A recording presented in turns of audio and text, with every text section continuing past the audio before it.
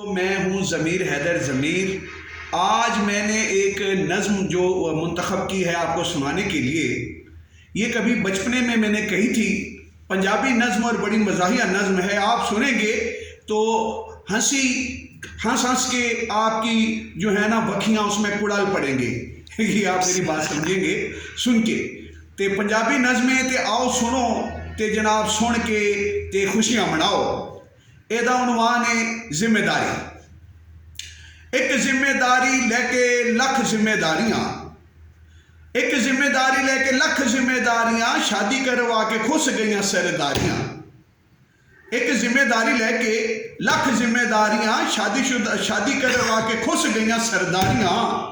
ते भुख जदों शादी तो पहले बंदा किन्ना अपना खुद कफील होंदा है, बंदा किन्ना इंडिपेंडेंट होंदा है शादी तो पहले, ते शादी तो बाद बंदा कितना मोहताज हो जाता है, अपनी बेगम के हुक्म का ताबे हो जाता है। तो फिर गल सुनो कि भुख जदों लगती सी होटल नूं वड़दा, रक्शे ते जांदा जदों कॉलेज असां पढ़दा। भुख जदों लगती सी होटल नूं वड़दा, रक्शे ते जांदा जदों कॉलेज असां पढ़दा। थक गए ने पैर छुट गईयां बसां लारियां, वो शादी करवा के खुश गईयां सरदारियां। तो एक बच्चा कहता हुण बच्चों दी फरमाइशां वखरियां, सारियां दी फरमाइशां वखरियां, सस दी फरमाइशां वखरियां।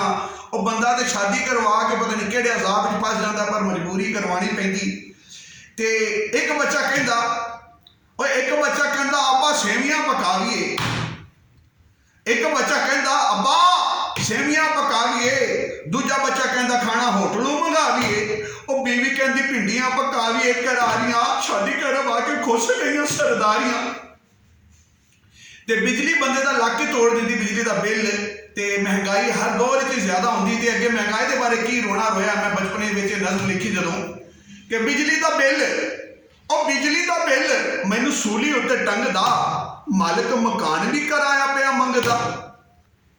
बिजली का बिल मैनू सूली उत्ते टंगदा, मालिक मकान भी कराया पिया मंगदा।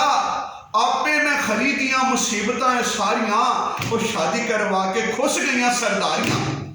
तो जो शादी हो जाती है तो बंदा जनाब उन्होंने बेलियां तू भी साल 2 साल 10 साल बाद मिलता है। और जिन्ना बाद एक पल नहीं सी विसरे, वो शक्लां याद ना रही जिमें मियाँ साहब ने आख्या है। तो वह बंदा उन्होंने भी मिलना छड़ देंदा है। तो फिर बंदे का की हाल करते हैं बेलियां दे ताने कि यार कहते बड़ा ही बेदीद बन गया है। और यार कहते बड़ा ही बेदीद बन गया है, यार तू तो रन का मुरीद बन गया है। यार कहते बड़ा ही बेदीद बन गया है, यार तू तो रन का मुरीद बन गया है। और बीवी पल्ले पा के टुट गईयां सब यारियां, और शादी करवा के खुश गईयां सरदारियां। एक जिम्मेदारी लेके लख जिम्मेदारियां, और शादी करवा के खुश गईयां सरदारियां। दोस्तों उम्मीद है कि तुहानू मेरे बचपन की जी एक नज़्म एक तखलीक है पसंद आई होएगी।